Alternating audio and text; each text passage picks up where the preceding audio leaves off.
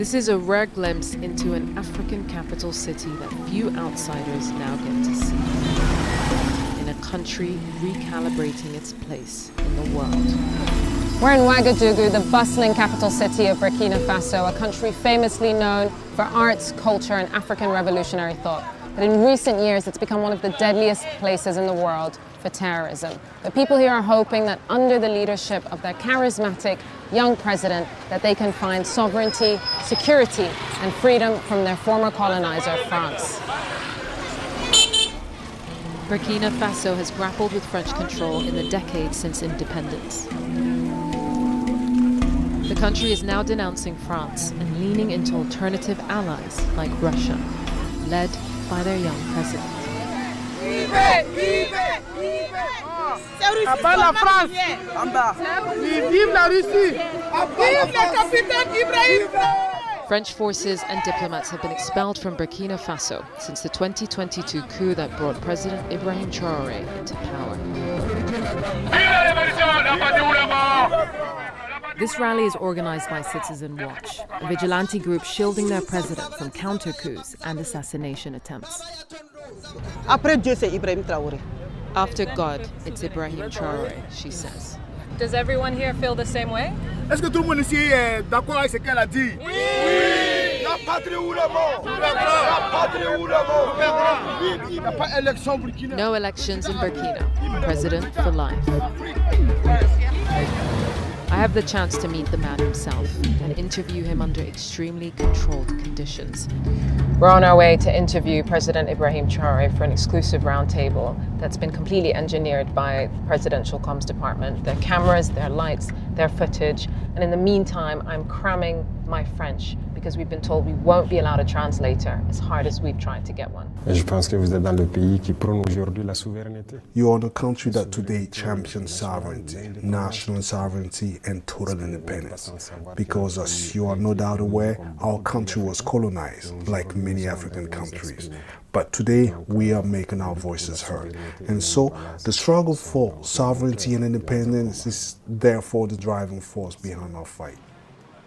This is the man Traore models himself on, the founding father of modern-day Burkina Faso, iconic revolutionary Thomas Sankara. Sankara led an anti-imperialist movement in the 80s as president. Monsieur le Président, and brought in groundbreaking domestic reform. Decades on, Traore appears to be following in his footsteps by nationalizing key sectors such as gold mining, supported by revolutionary advisors like Luc Damiba. The first day he take the power, he come here and take the flame of the revolution. The president moved Sankara's body to be buried here at the site of his assassination, against the wishes of Sankara's surviving family, and launched a nationwide crackdown on dissent as he approached the same age Sankara was when he was killed. There's a moment you have to be a serious country. When you come, you have a discipline. And this kind of discipline, we don't allow every person to say what he think. He can say that in his private space, but to destabilize the revolution, we don't allow this thing in here. And is that like, you know, communist China or the Soviet Union? Is that the model? Yes, why not? We have Cuba, we have Venezuela, we have Iran. We have connect to this kind of country. In the last year, Traore has criminalized homosexuality, dissolved political parties and the Electoral Commission, and sent journalists and activists who've spoken critically to the front line of a war against jihadists. A war shrouded in denial and thousands of civilian deaths. What follows is a question on the war that Traore's team cut from our interview footage that we sourced from the online page of his state broadcaster. Has Russia been effective in helping you fight terrorism? Alors, il faut que les gens comprennent quelque chose. It's true that the Russian President Vladimir Putin wished to provide us with all the resources we needed to fight against terrorism, even with soldiers. But I used to say that we are Burkinabe. No one will come and fight on our behalf, and that is non-negotiable principle. So Russia has opened doors for us in terms of equipment. They are ready to sell us whatever weapon we want to buy. This is of a great help. Let me tell you that many European countries refuse to sell us weapons, but not Russia. Secondly, we have been sharing with Russia some expertise in terms of war. I then asked the president if this approach works, considering that more than 60% of Burkina Faso, a majority of the country, is under jihadist control. He laughs and asks who said that. These are the facts, I say, and they can be found online. Online, print, online. En ligne. En ligne, vérité, le fait. Ah oui, voilà, c'est ça. Ah yes, that's exactly it. It's the same people there, the same media, the same government. They are painting Burkina in the bad light. And that's false. But I'm the head of state. Name a town. There are just a few towns I haven't visited yet. I go everywhere and everyone goes everywhere. They are lying. These verified online videos of jihadist attacks are the only source of credible visual evidence as Traore's government restricts movement around the country and targets human rights observers. Our own request to travel outside of Ouagadougou was refused. Security analysts and open source investigators estimate that jihadists have a strong presence in around 60% of the country's territory and have verified 1,200 jihadist attacks in Burkina Faso in 2025 that killed over 4,500 people, which includes 3 of the world's deadliest terror attacks of the year, making Burkina Faso the second deadliest place in the world for terrorism in 2025. This map of Burkina Faso with data from expert observers shows an uptick in terrorism from 2019 to 2025, with the darkening shades of brown showing intensifying jihadist attacks since the onset of Traore's military rule. We traveled to the eastern edges of Ouagadougou to meet a man who fled his hometown in Islamic State territory to the safety of the capital. We were allowed access to him because he comes from Traore, a town on the border with Niger, part of the country that Traore admits is rife with terrorists. Okay, bismillah. Salam alaikum. Merci beaucoup. Yeah. He left behind his farmland, arriving here with his family 8 years ago, well before the president came into power. We lost everything, our livestock, our crops, etc. But we have to survive, to pay for the house, pay for water, feed the children, find medicines when we are sick, take care of the pregnant women. All this is part of our daily challenges. Did you witness any terror attacks? With our very own eyes, we saw them killing people, sometimes 30 people shot before you.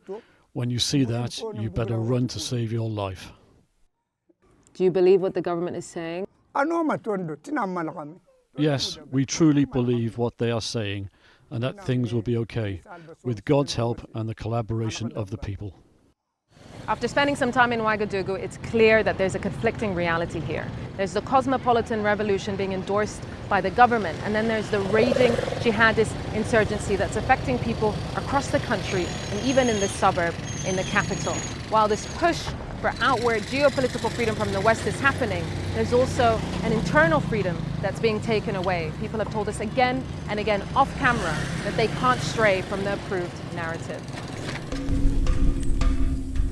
This is the stark reality lived by many in the capital. Mothers, children, and young men rifling through the rubbish for what they need to survive. You won't see these images in the online videos that hail Traore's success in bringing Burkina Faso out of poverty and despair. All this amid allegations that Russia's advising his government on disinformation campaigns and media manipulation. Is Russia helping you with your image online, I ask? Why? I don't need that. Africans are already doing it. Many of your people in Europe are already doing it. In America, pretty much everywhere. It used to happen, and even when we were being charged, I had it all shut down. We don't pay for anything anymore. Why do young people love you so much? I asked President Traore.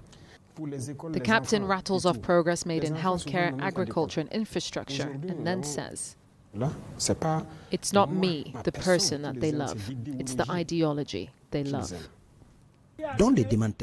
This love is fueling young people to join volunteer forces.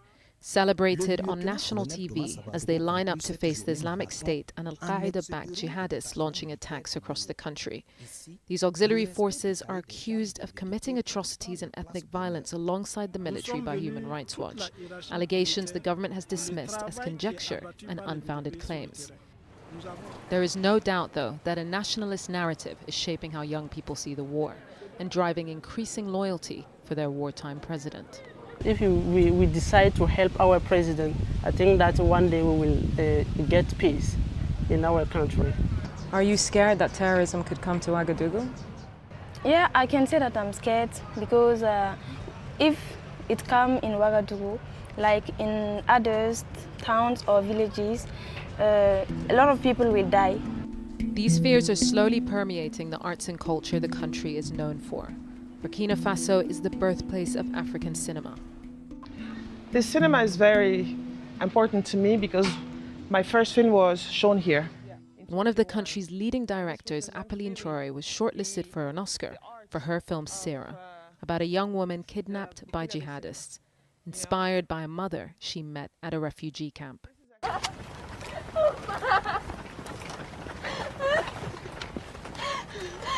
She walked 5 days in the bush to try to get a refugee camp. 5 days with a bullet with 2 kids. And then for me, that was my hero.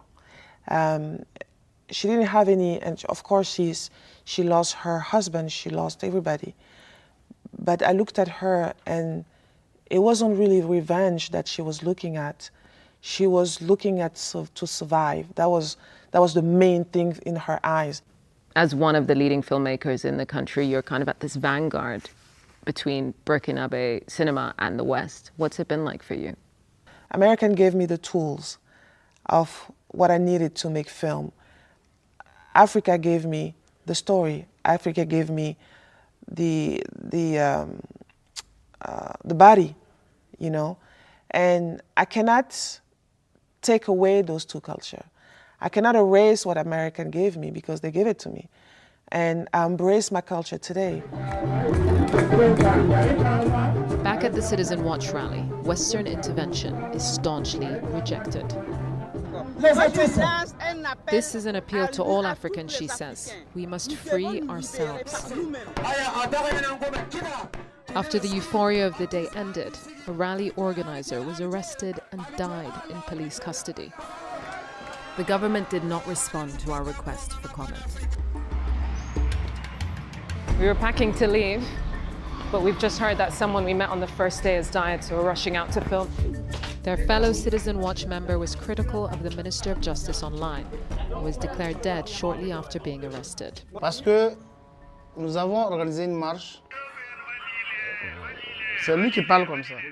We were all shocked by the situation because we had organised a demonstration. You can see him in this video. He is the one speaking.